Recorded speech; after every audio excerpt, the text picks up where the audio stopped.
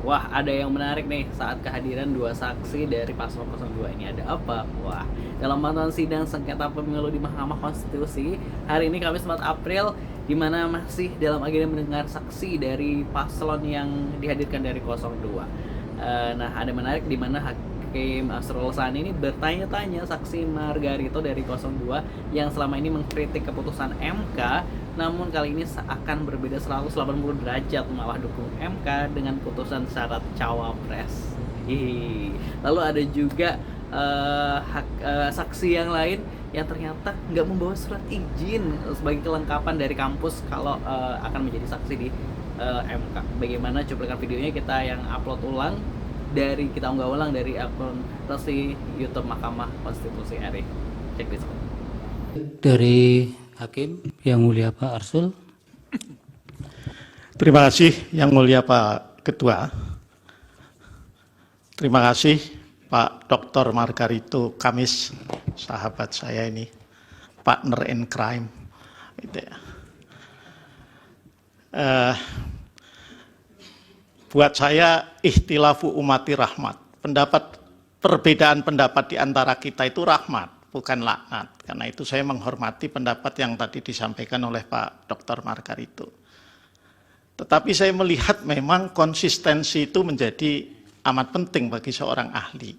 Nah, dalam konteks ini, kalau tadi ahli Pak Margarito itu mengkritisi MK, kalau tidak menerapkan secara tekstual apa adanya, apa yang menjadi kewenangan MK ya dalam Undang-Undang Pemilu ya.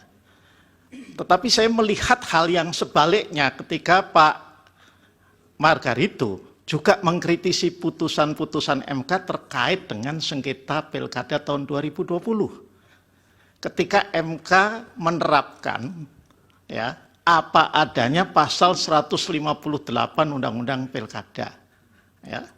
Yang itu kemudian ini bisa dibaca saya kira di berbagai media ya.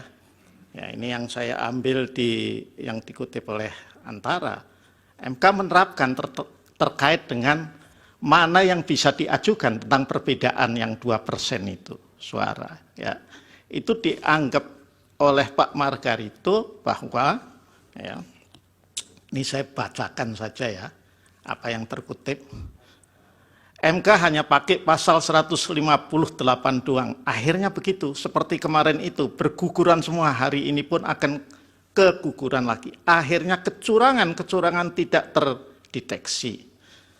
Margarito pun mengingatkan MK untuk kembali ke hitohnya sebagai benteng terakhir para pencari keadilan dengan mengesampingkan pasal 158 itu.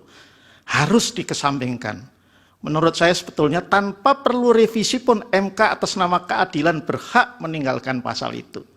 Nah, saya mohon klarifikasi ini perbedaan posisi yang diambil antara ketika mengkritisi putusan Pilkada dengan mengkritisi putusan MK yang terkait dengan pemilu, supaya clear bagi mahkamah agar keterangan ahli itu bisa punya nilai yang lebih kuat untuk dipertimbangkan. Terima kasih Pak Ketua.